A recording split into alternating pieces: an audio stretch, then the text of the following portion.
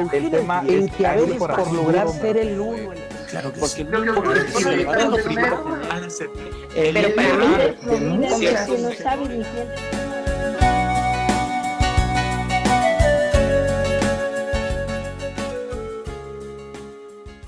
Nacida en Ecuador, criada en Estados Unidos y siendo Argentina su actual país de residencia, Mamela Fiallo Flor es profesora universitaria especializada en lengua inglesa e intérprete de conferencias por parte de la Universidad Argentina de la Empresa. Cuenta con un diplomado en Economía para no economistas por la Fundación para la Responsabilidad Intelectual, así como un diplomado en Economía de Mercado aplicada a la doctrina social de la Iglesia. Es cofundadora del Instituto Mises Mambí de Cuba, portavoz para Sudamérica del Partido Libertario Cubano José Martí, asesora académica del Instituto Fernando de la Mora con sede en Paraguay, asesora también de la Fundación Latinoamérica Libre con sede en Quito, Ecuador. Actualmente es columnista para el Pan Am Post, al mismo tiempo es columnista para la Gaceta de la Iberósfera y sobre todo y ante todo se define como una firme amante de la libertad. Recibamos con un cálido aplauso a la conferencista internacional Mamela Fiallo Flor. Hola. A ver, ¿me escuchan ahí? Sí. ¿Qué tal? Buenas tardes. Es un gusto para mí estar aquí. Por cuestiones logísticas, en la primera parte no voy a tener soporte visual, así que mejor voy a esforzarme por ser un poco más fluida y hacer que sea tan dinámico como tener un soporte visual. La importancia de la campaña Femenina Sí, Feminista No, es para dejar bien en claro que estar en contra del feminismo no es estar en contra de la mujer, sino muy por el contrario. Y nos invita a hacer un ejercicio mental que ¿cuál es? Vemos que están de moda muchos términos que alegan ser lo opuesto a lo que son. Socialismo, ¿hace bien a la sociedad? Vemos en Cuba, en Venezuela, en la Unión Soviética que desapareció, en la Alemania Oriental, que muy por el contrario someten en la miseria y en la represión a la gente, pero están precedidos por social. Vemos el progresismo, ¿es una ideología que trae progreso o que progresivamente instaura un totalitarismo? Vemos lo mismo con muchos términos similares que alegan ser justamente lo opuesto a lo que son. Y el feminismo no es la excepción, y me salió una rima con mucho flow. Entonces es importante en ese sentido hacer ese ejercicio mental. ¿Y cuál es la base de esto? Lo encontramos justamente en el filósofo alemán Hegel. Él instauró lo que se denomina la dialéctica de la contradicción. Y es muy importante para nosotros, y en eso si ustedes sienten que no son muy instruidos, mejor. ¿Por qué? Justamente mientras más sencillo es uno, no digo que no deben cultivarse, al contrario, es una invitación justamente a formarse, pero si uno habla con una persona en el campo, justo hoy me contaba mi querida presentadora Keila, que se encontró con una mujer tarahumara, ¿no?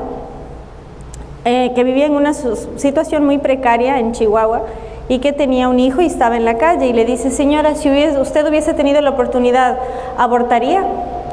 La señora no sabía lo que era un aborto. Le tuvo que explicar. Yo en el tiempo que viví en Argentina, porque por causa de la pandemia, saben todo lo que cambió en este mundo, no pude volver. Y allá los barrios más marginales se llaman villas miseria. Y se armó una coalición que se llamaba Villeros por la Vida.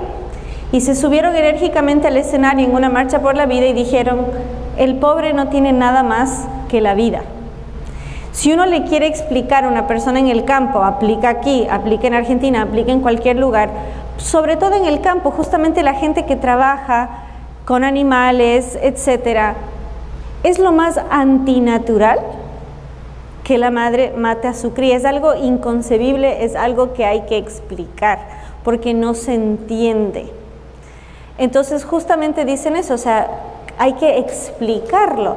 Y si vemos en las élites mediáticas, artísticas, etcétera, no es casual justamente que es en estas esferas, y ojo, y ahí está la gran diferencia entre las grandes metrópolis y el campo. Mientras mayor sea la metrópolis, y Ciudad de México es un gran ejemplo, más cala el progresismo. ¿Por qué? Porque está tan lejos de la naturaleza, físicamente, geográficamente y esencialmente.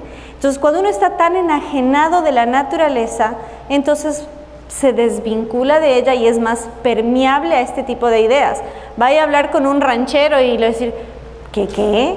No va a entender. ¿Cómo que el toro es una vaca, ¿no? Que hoy en día nos quieren decir, pero aplicado a las personas. Entonces, justamente hay que entender que no es casual que esto esté pasando justamente en las élites académicas. De hecho, hay un gran pensador que les recomiendo muchísimo, que es Thomas Sowell, que él justamente dice, el mayor peligro de hoy no es la gente ignorante, sino la que alega ser la más educada, porque es la más adoctrinada. Entonces, reitero, esto no es una invitación a mantenerse en ignorancia, sino justamente a cultivarse, siempre preservando lo natural y siempre preservando la lógica y el sentido común. Si algo va contra natura, algo anda mal. Y justamente este tipo de ideologías que apelan a la dialéctica de la contradicción, ¿a qué? ¿A la razón? No. ¿A la lógica? No. Si no están avalados en la lógica y en la ciencia, ¿qué es lo que buscan? La obediencia. Entonces, justamente si vemos estas contradicciones constantes, vemos que los defensores de estas ideas son totalmente ilógicos, son totalmente violentos, y lo vemos cada 8 de marzo cuando intentan quemar nuestras iglesias. ¿Por qué? Porque les guían estos impulsos. Son personas que no son reflexivas, son personas que no surgen de la lógica, de la evidencia, de la estadística. ¡Nos están matando! ¿Quién? Y yo te veo bien vivita ahí gritando y rompiendo cosas. Entonces crean un otro, crean una ficción, porque justamente no están guiadas por la lógica. Y es interesante porque alegan porque es una persona de fe, entonces es fanático. Si uno es una persona de fe, es anticientífico. Pero no somos los otros los que vemos una ecografía, un corazón que late y dice, no es humano. Nosotros no somos los que vemos un código de ADN diferenciado y decimos, no es humano. Son justamente quienes niegan la biología fundamental, quienes nosotros somos anticientíficos e irracionales. Entonces vemos justamente cómo hay una dialéctica de la contradicción. Y es importante porque muchas veces nos sentimos apabullados, abrumados. Perdón, se fue. Es que yo no es que defiende la vida porque soy religioso. Y ojo ahí, la ciencia determina lo que es posible, no lo que está bien y lo que está mal. Eso lo hace la ética. Entonces, la ciencia ha permitido atrocidades. Es justamente tu código moral el que define lo que está bien y lo que está mal. Y hay que hacerse una pregunta. Ok, yo defiendo la vida, ¿pero por qué? Porque dicen, es porque eres religioso. ¿Pero por qué? Porque justamente sabes que la vida es sagrada. En cambio, quienes no lo creen, creen que la vida es relativa. ¿Ok? Entonces hay que hacer esa pequeña diferencia, porque uno tiene su estructura moral quizás tan marcada que no reflexiona y piensa, ¿por qué defiendo la vida? Porque se van a topar con que les dicen, pero comes carne. Porque equiparan la vida de un ser humano a una vaca. E incluso muchas veces creen que un perro tiene más valor, o una tortuga, que no puedes pisar los huevitos en la playa, pero son los mismos que te dicen que hay que matar seres humanos. Entonces es importante ver que hay detrás de esta ideología una profunda misantropía. Y la misantropía es el odio al ser humano.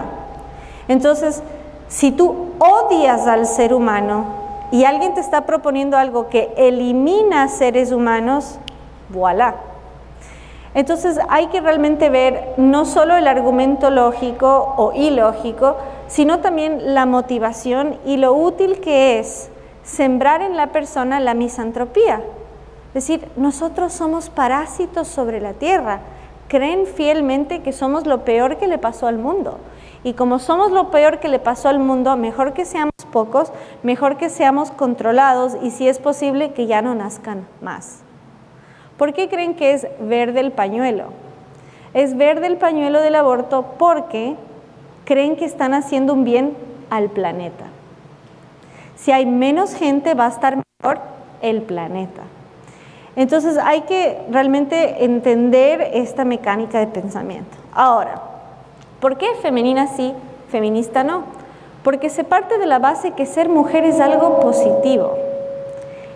El feminismo parte de la base que ser mujer es algo negativo, es algo menospreciado. Y como se creen tan poco, quieren ser, perdón, el audio va y viene, quieren ser igual al varón, al que paradójicamente critican, menosprecian, excluyen y silencian. Entonces vean ustedes estas profundas contradicciones. Yo quiero ser igual al varón, al que detesto, insulto y digo que como no tiene útero no puede hablar. Entonces, justamente cuando decimos femenina sí, feminista no, ¿qué estamos proponiendo? Yo amo ser mujer con cada fibra de mi ser. Y yo creo que el hombre no es mi enemigo, sino mi complemento, porque juntos hacemos la vida y la hacemos más llevadera. Entonces es importante señalar, ¿por qué no soy feminista? ¿Porque quiero que sean violentadas las mujeres? Por supuesto que no. Yo tengo tanto amor por la mujer que creo que no debe ser discriminada por su tamaño y por su función cerebral. Porque el feminismo nos dice, yo defiendo a la mujer, pero si está en el vientre de su madre, que le maten. Si todavía no está desarrollado su cerebro, que la maten. Entonces los mismos que nos dicen luchar contra la discriminación están creando un código moral, médico, como bien señaló Keila, jurídico, donde hay personas que pueden ser sistemáticamente no solo discriminadas, sino asesinadas. Y otra cosa, es muy importante entender cómo esta ideología deshumaniza a la mujer más pequeña, más indefensa. Y nos dicen que quieren luchar contra la violencia hacia la mujer, pero validan la violencia hacia las mujeres más pequeñas. Y es tan importante que ellas crean que la mujer no es una realidad biológica, sino una construcción social, porque si reconociesen que la mujer es una realidad biológica, tendrían que reconocer que se es mujer desde la concepción. Desde la concepción está en nuestros cromosomas XX que somos mujeres. No se puede detectar todavía, pero ya está determinado en nuestras células. Si ellas reconocerían la feminidad de la mujer en el vientre, tendrían que reconocer que han ejecutado el mayor genocidio de la humanidad. Solo en China se mataron a 28 millones de niñas por ser niñas. Con la política del hijo único, sistemáticamente se eligió que las niñas no nazcan. Lamento informarles, por si no sabían, pero en Canadá, una diputada conservadora intentó aprobar una ley para poner fin al aborto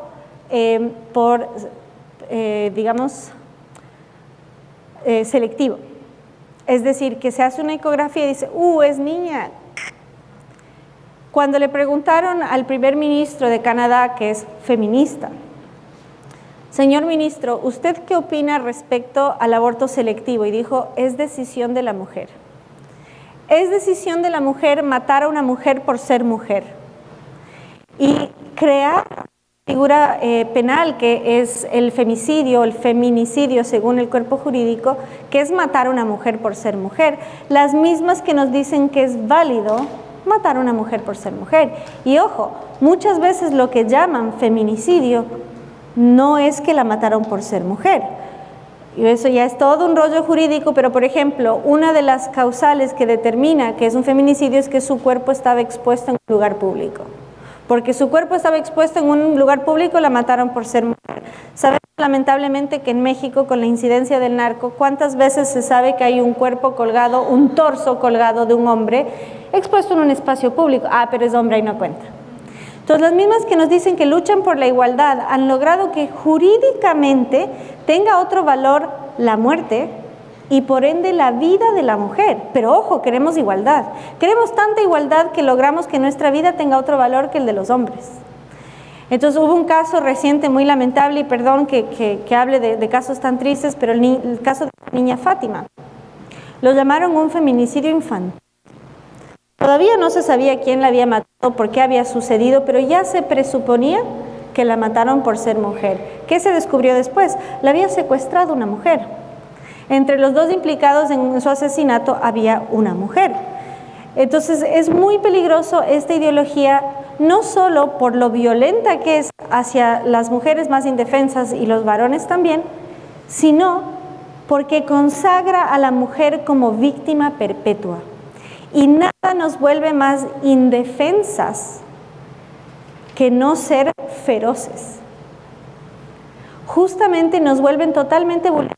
Y es curioso, porque el feminismo dice luchar contra los estereotipos de género, y recuerden ustedes la frase que habrán escuchado: a la mujer ni con un pétalo de una rosa, ¿no? Pero ellos dicen que luchan contra ese tipo de comentarios, pero paradójicamente dicen la mujer siempre es la víctima.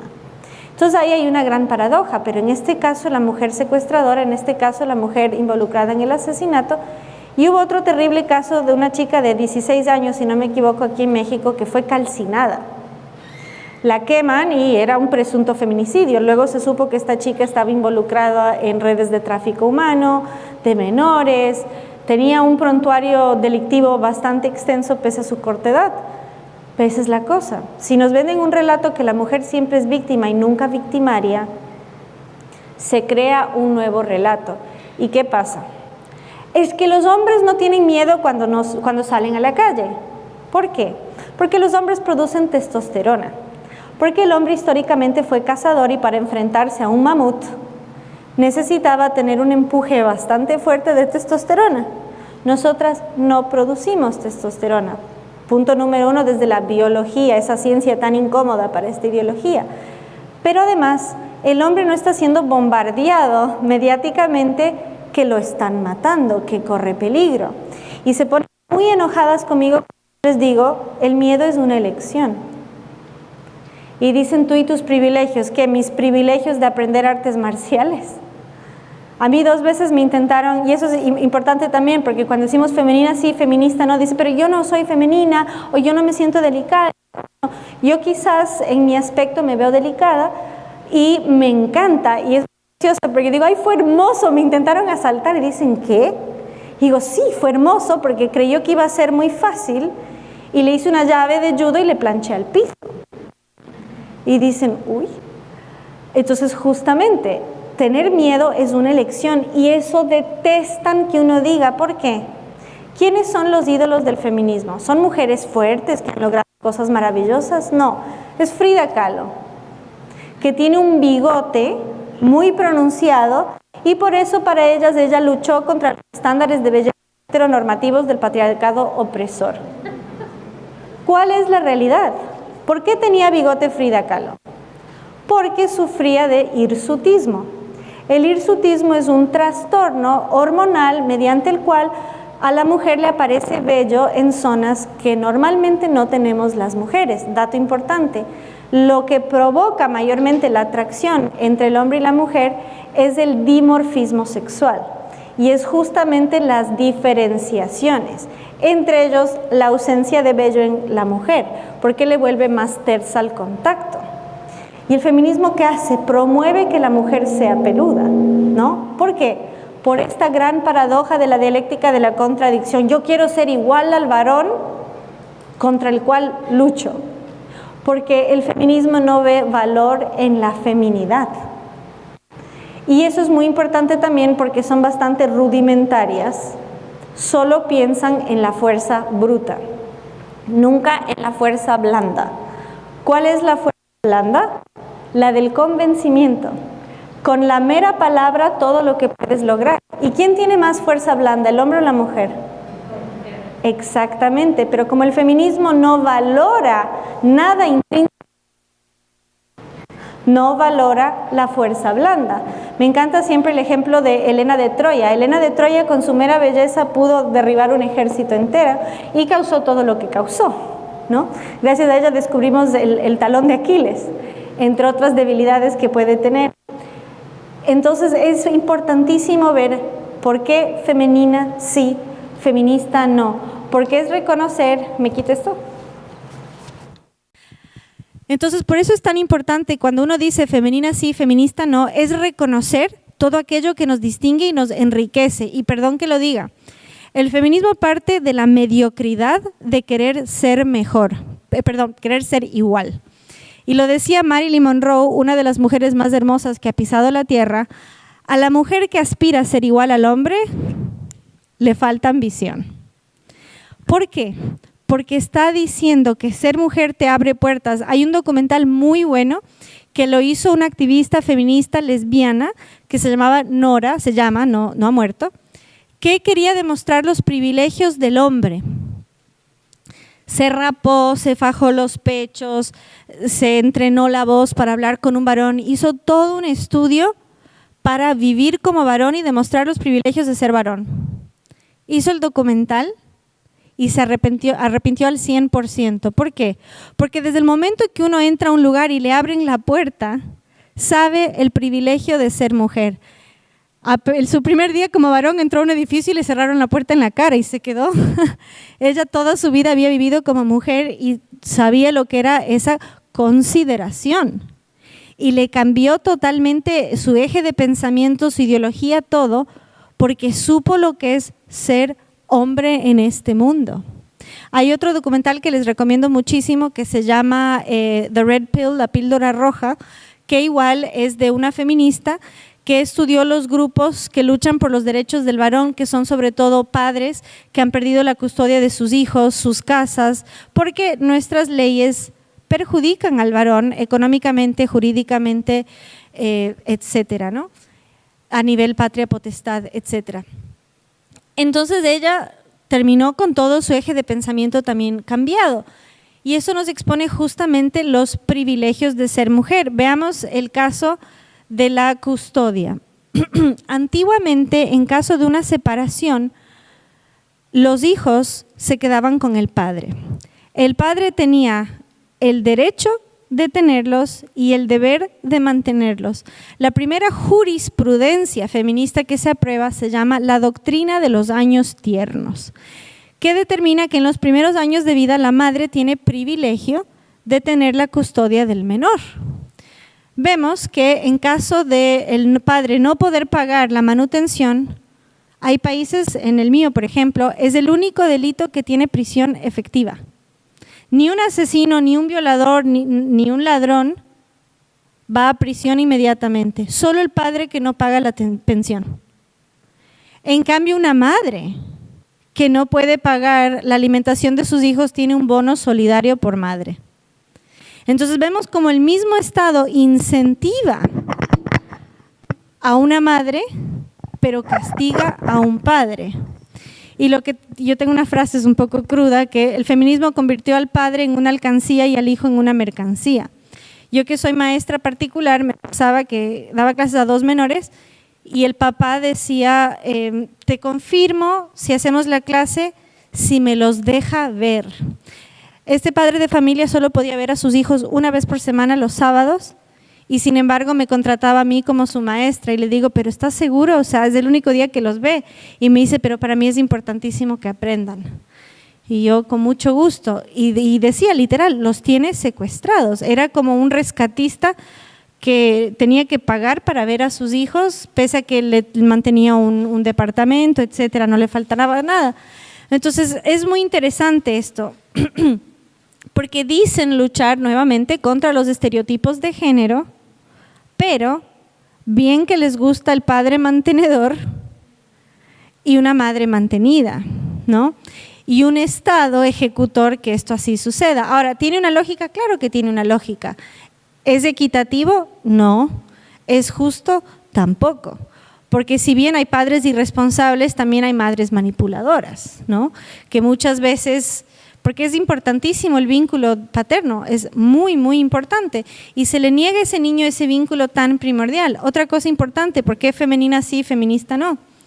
La ausencia paterna es el mayor ingrediente de la criminalidad. La ausencia paterna es la mayor garantía de un fracaso. Aumenta en un 500% la obesidad de las niñas, la ausencia de su padre. Aumenta en un 63% el abandono escolar. El 80% de los violadores son hombres sin padre. Entre el 80 y el 90% según la población presidiaria son hombres sin padre.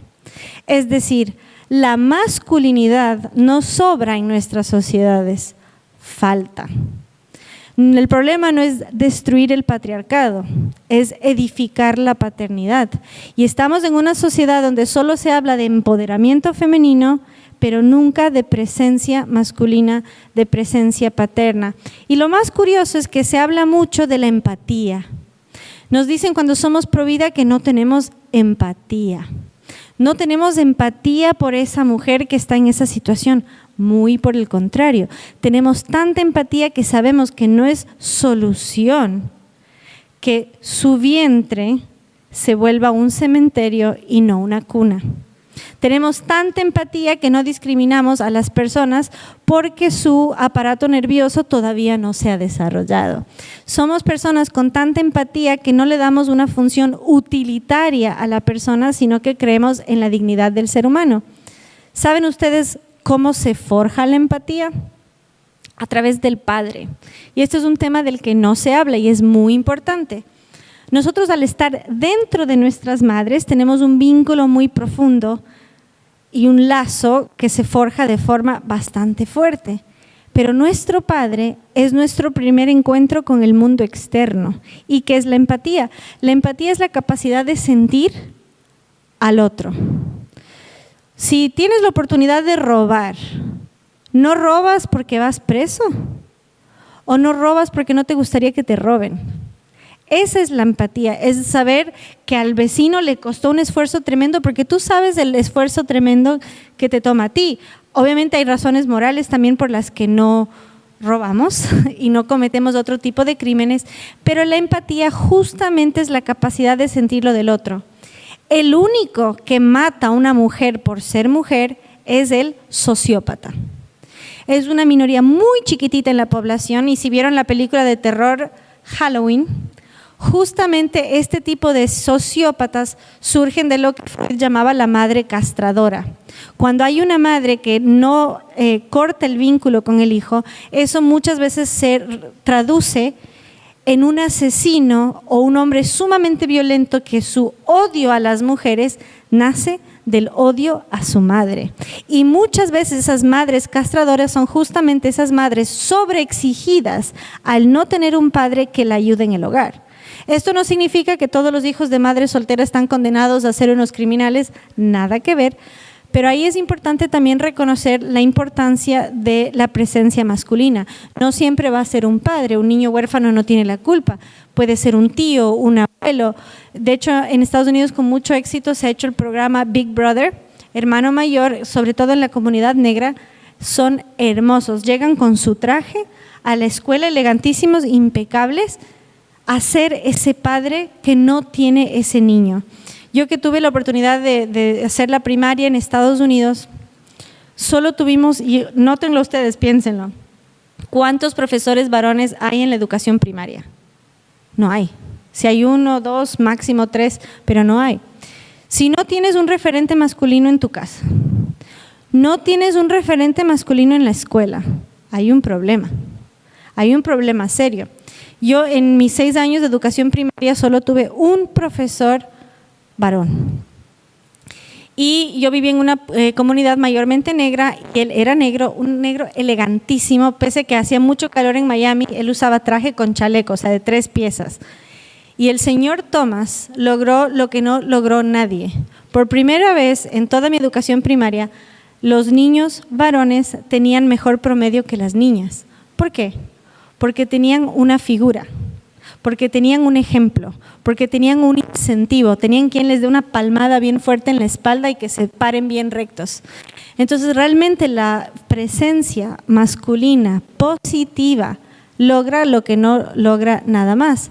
Y el tema de la empatía es fundamental. ¿Por qué? Porque es la capacidad de sentir lo que siente el otro. En criminalística se habla del cerebro reptil. El cerebro reptil tiene más o menos esta dimensión. todo animal vertebrado, desde las serpientes, las reptiles pues, que son el animal más básico dentro de los vertebrados, tienen un cerebro reptil. ¿Qué hace el cerebro reptil? Impulso y supervivencia. Comer, copular y matar. Todo ser vertebrado tiene esas tres funciones en la base de su cerebro, que es el cerebro reptil. El ser humano, que tiene el cerebro más desarrollado, tiene aquí en la parte del lóbulo frontal razón y emoción, lógica y empatía. Al no tener un vínculo filial, el sociópata nunca desarrolla esa parte del cerebro. Y eso es muy importante porque un sociópata puede violar y no perder el apetito, justamente porque tiene su cerebro reptil activado. Cuando vemos un charco de sangre nos da asco, precisamente porque nuestra mente no es meramente reptil. Nosotros sentimos emociones, nosotros tenemos sentido lógico. Entonces sabemos que el asco no va vinculado a la comida, sino que muy por el contrario lo rechaza. En cambio el sociópata no, porque es como un cocodrilo. O sea, ustedes ven cómo es la conducta de un cocodrilo, ve un animal y solo abre la boca y no importa que entra, que sale. No le importa, porque justamente tiene un cerebro muy rudimentario. El cerebro reptil es una realidad en la psicología y en la criminología. Y la ausencia paterna es el mayor indicador de, digamos, el desarrollo de este tipo de cerebro, o mejor dicho, el no desarrollo de un cerebro más empático. Entonces, esto significa que es un problema que hay que reconocer. Y nosotros, que tenemos un sentido de misericordia más potenciado, tanto que nos importa que toda persona viva sin importar cuán pequeña es, veamos qué pasa del otro lado. En Ecuador, por ejemplo, en la década de 1920 se despenalizó el caso del aborto por violación a una mujer idiota. En la década de 1920 no se decía estos términos posmodernos como personas con capacidades diferentes, ¿no? Esta forma más dulce de referirte a una persona que no tiene el mismo desarrollo cerebral que otras. En ese tiempo, con total impunidad, se decía idiota.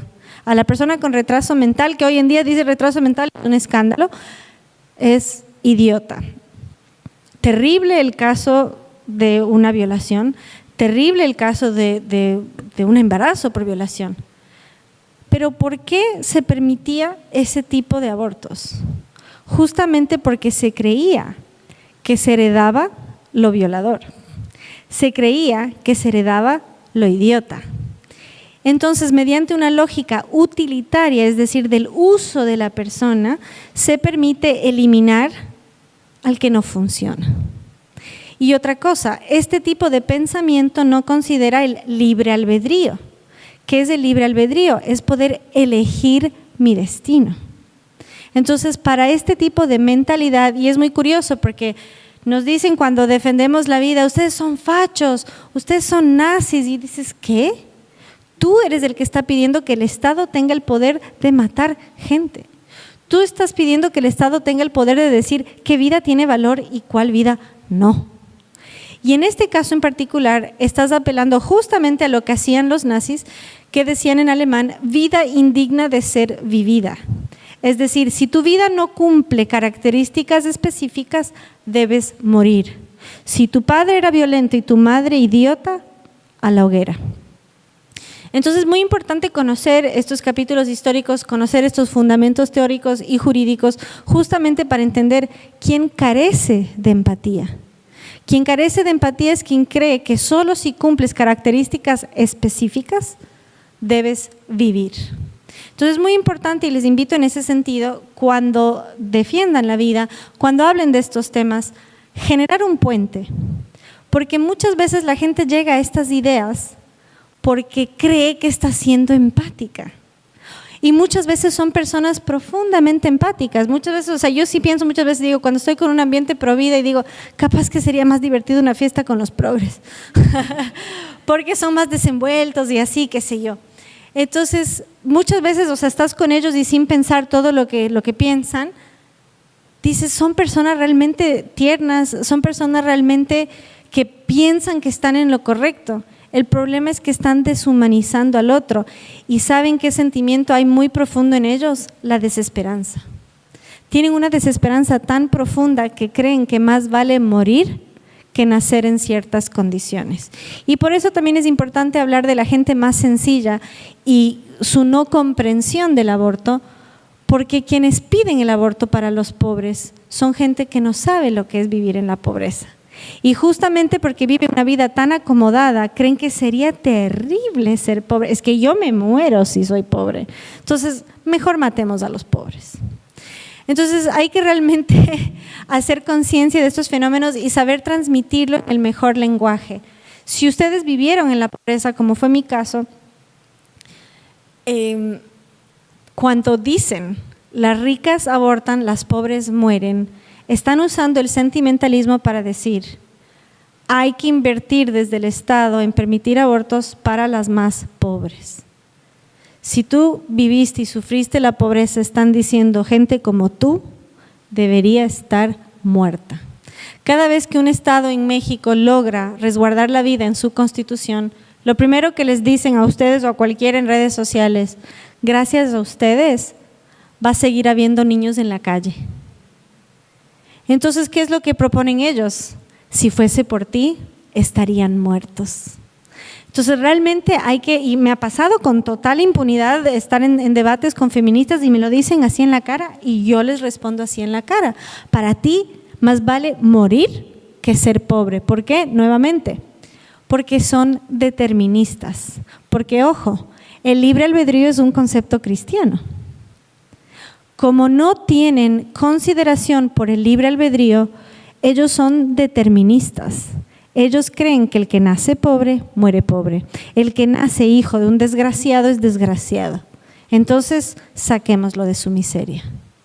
Entonces, realmente es una postura muy cómoda. ¿Qué tal si no limitamos ser provida a evitar que los niños mueran en el vientre de su madre, sino que cooperamos para que tengan vidas más dignas? Porque es muy cómodo decir, mejor que se mueran de una vez. Entonces, de hecho, cada vez que ayudamos que nazca un niño en condiciones adversas, por ejemplo, ahora justo estamos ayudando a una chica de 15 años en Cuba, la madre le dijo, o abortas o te echo de la casa. Yo, en Ecuador, y me escribe un chico de El Salvador, porque le dijeron, tú que eres provida, ayúdanos. Tú que eres provida, ayúdanos.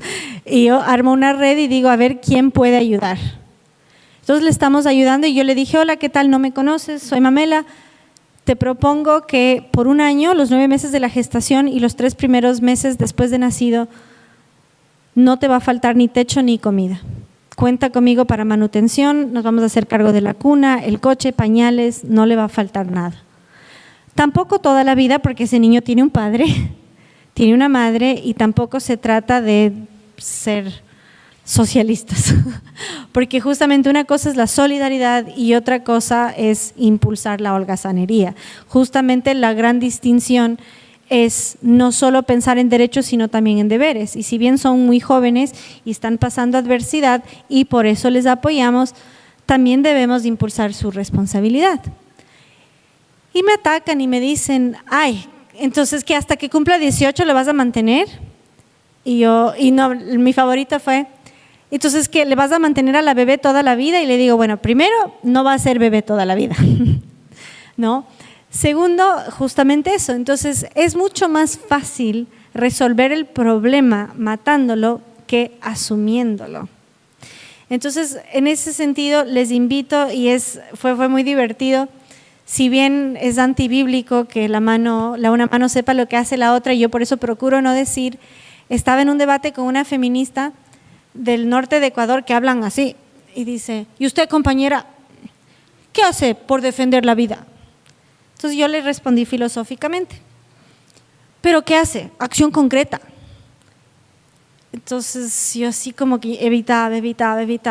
Bueno, llegamos a un punto donde le digo, bueno, acompaño retiros posaborto para apoyar a las personas en el dolor de esta herida, soy voluntaria en hospitales infantiles y le di como 4 ejemplos, alimento a las personas en la calle y soy voluntaria en un orfanato.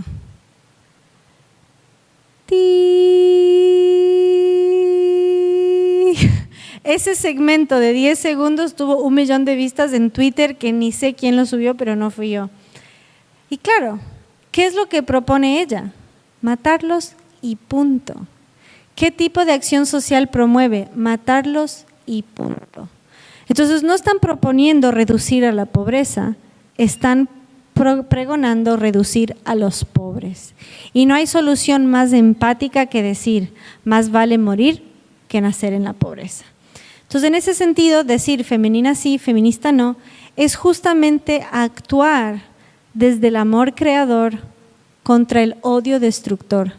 Sembrar el amor por ser mujer y no convencer que ser mujer es tan poca cosa que mi única aspiración es ser igual al varón, al que paradójicamente odio y creo que es un opresor.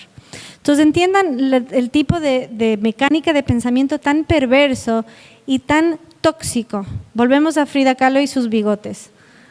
¿Por qué es tan importante? Primero, estar bien depilada, estar bien acicalada requiere esfuerzo, ¿no? Y un poco de dolor también, según el método. Entonces, ustedes ven en general cómo luce una feminista. Es alguien totalmente descuidado de su aspecto. Ahora, hay unas que me dicen, pero yo soy feminista y soy femenina.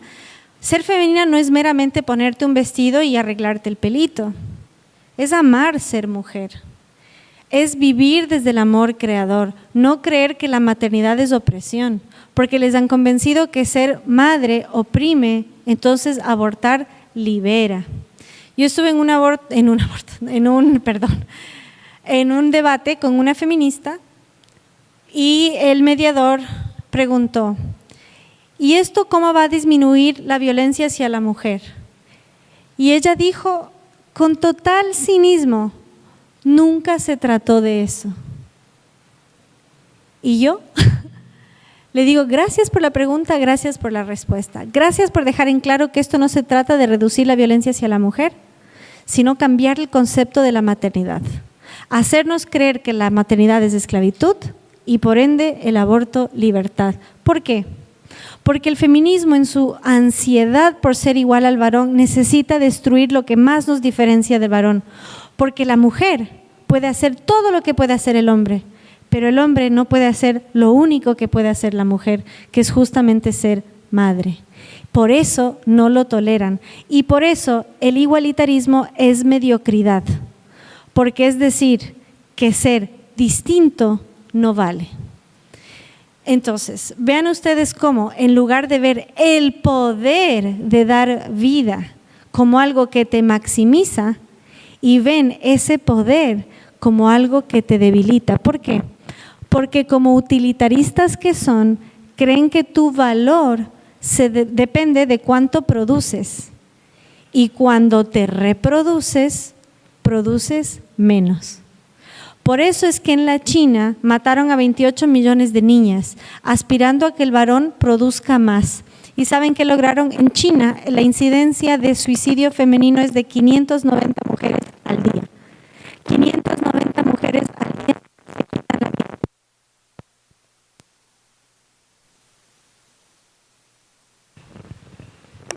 ¿Hola? ¿Por qué? Porque vives en una sociedad que te dice tu vida vale de acuerdo a lo que produces.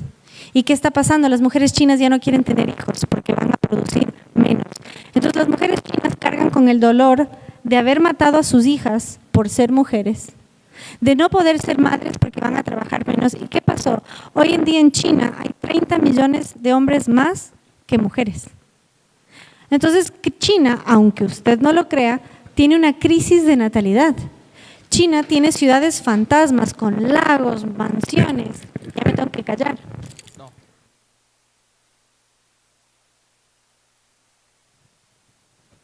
Para comer pastelito. Para ustedes. ¿Qué? ¿Ahí? ¿Cuánto me falta? Ok, gracias. Todavía no había nadie bostezando, así que vamos bien. Entonces, ¿qué lograron? La ausencia de mujeres logró una crisis de masculinidad. En China están desincentivando toda conducta que feminiza a los varones. ¿Por qué? China tiene conflicto con la India. Y en la India hay distintas religiones y castas, y hay una religión que son los Sikh, que tienen este turbante en punta, y ellos son guerreros, andan con sus espadas, y ellos se formaron toda su vida para ser guerreros. Y están en la frontera esperando a los chinos, y llegan los soldados conscriptos, todos flaquitos y escuálidos, hijos únicos, sobreprotegidos, bien mimados, que nunca interactuaron con niñas porque no hay. Entonces, ¿qué pasa? Los soldados chinos llegan a la frontera y se ponen a llorar. Se ponen a llorar porque tienen miedo, porque al ser hijos únicos y sobreprotegidos, no están listos. Y los Sikh les esperan con sus espadas y se les burlan. Entonces China tiene un problema, tiene el ejército más grande en número en el mundo, pero lleno de cobardes, lleno de hijitos de mamá sobreprotegidos porque eran hijos únicos. Perdón que exacerbe este concepto. Entonces, ¿qué pasa? Si bien la máxima tragedia es que mataron a tantas niñas, también destruyeron a sus niños. Entonces, ¿saben cómo ya cancelaron la política del hijo único? Ya se puede tener más. Y están incentivando el ritual del té. Vean ustedes cómo están incentivando la masculinidad con el ritual del té. No saliendo a hacer lucha en lodo, trepando camiones, sino en el ritual del té. ¿Por qué? Porque están fomentando la caballerosidad. Justamente recuperar el valor de la mujer como ser cuidado, al cual se le debe este ritual de delicadeza. Vean ustedes qué paradójico, qué curioso, que para fomentar la masculinidad se fomenta desde el respeto a la mujer. Entonces, por eso, nuevamente, cuando decimos femenina sí, feminista no, es porque no sabemos que no somos iguales, reconocemos que somos diferentes, sabemos que somos únicos e irrepetibles porque las hay mujeres distintas, los hay varones distintos, pero justamente vemos al otro no como nuestro enemigo, sino como nuestro compañero de vida. Y porque en nuestra sociedad queremos y creemos que debe ser fortalecido desde el valor de cada persona sin importar sus cualidades físicas. Y es paradójico que nos digan que luchan contra la discriminación y por una sociedad más inclusiva, pero deciden quién vive y quién muere. Entonces, por eso es tan importante usar su propio lenguaje, no solo en su contra, sino justamente para llegar a la reflexión. Y ojo, vean ustedes cómo las mujeres más destacadas en el movimiento Provida son mujeres que abortaron. ¿Y están aquí abuchándolas? No.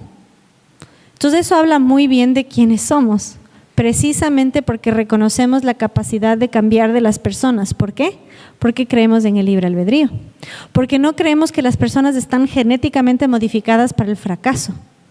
Sabemos que las personas pueden cambiar y creemos que puede ser para bien. Entonces, y además el testimonio de estas mujeres nos muestra cómo son los abortorios, nos muestran qué está detrás, nos muestran que esta sororidad, que es la supuesta solidaridad entre mujeres, en realidad no te da opciones, no te da contención, te convence que eres empoderada. ¿De dónde parte el empoderamiento? Que la mujer no tiene poder. Y como no tiene poder, hay que entregárselo. Entonces, en lugar de ver lo poderosa que es, tan poderosa que una vez al mes sangra y no muere, que es un superpoder bastante especial. Y eso nos vuelve más resistentes también, sin demérito a los caballeros aquí presentes. Imagínense si se empiezan a sangrar varios días a la semana, o sea, uy, ¿no? Porque realmente nosotros ya lo tenemos interiorizado y desde bien chiquitas, aunque yo sigo siendo chiquita, desde menores, imagínense la experiencia fortalecedora que es. Y porque no es solo sangrar, perdón si se pone un poco escatológica mi presentación, es justamente esa capacidad de aguantar, de cómo tu cuerpo mismo te vuelve tan resistente. Somos tan poderosas. De hecho, hay muchos memes al respecto, pero ustedes pueden encontrarlos por sí mismos. Pero justamente somos tan poderosas que nuestro cuerpo mismo nos prepara para este suceso tan importante, haciéndonos tan resistentes mes a mes. Entonces, imagínense si se nos sembrase la idea de que eres poderosa, eres tan poderosa que resistes un ciclo que te desangra y que viene acompañada de dolor, porque así de fuerte eres. Eres tan poderosa que se te desacomodan las tripas y se te ensanchan los huesos, porque eres tan fuerte que en tu vida se gesta otra, en tu cuerpo se gesta otra. ¿Qué te dice el feminismo?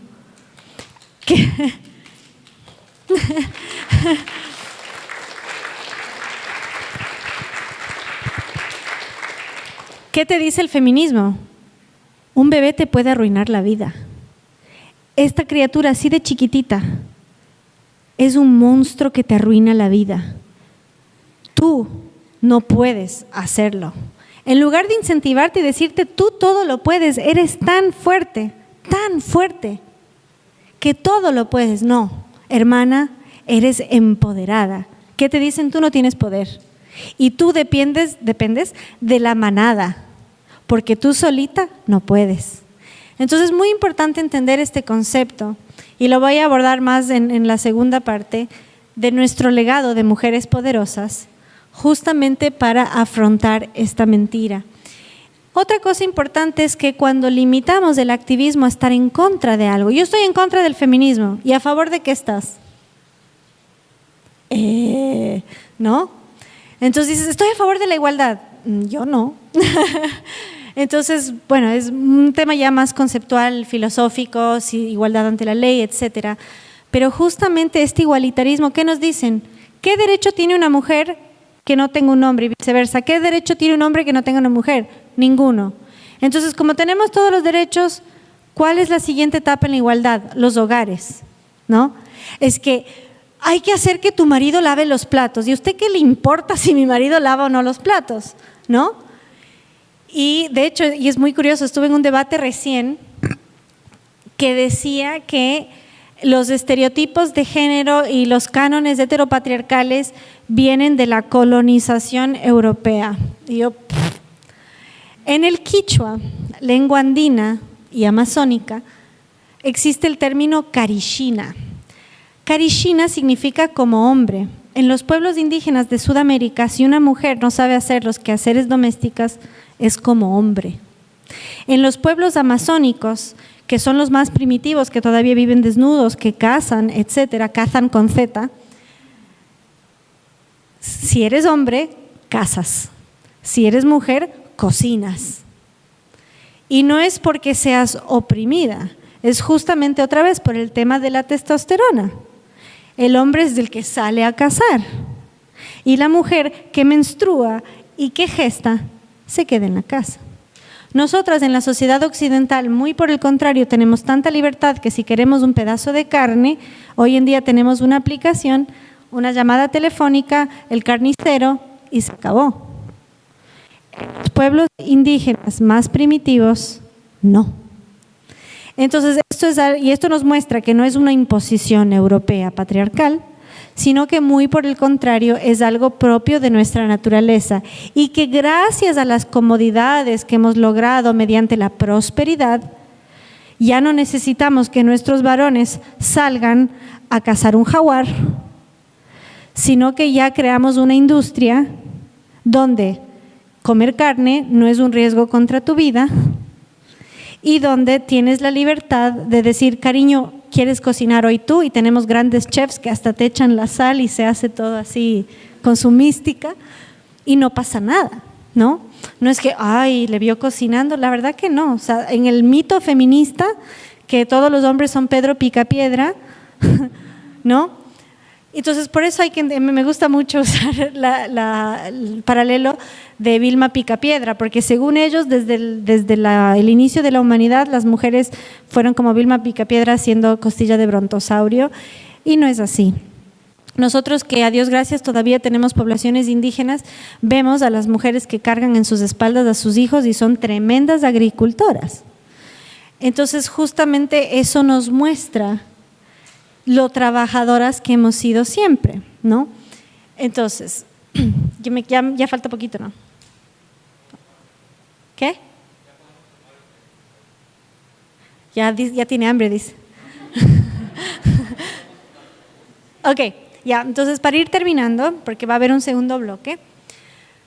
En síntesis, cuando decimos femenina sí, feminista no, decimos que no somos empoderadas, sino que somos poderosas y que no discriminamos a quien no tiene útero para decir que no puede opinar.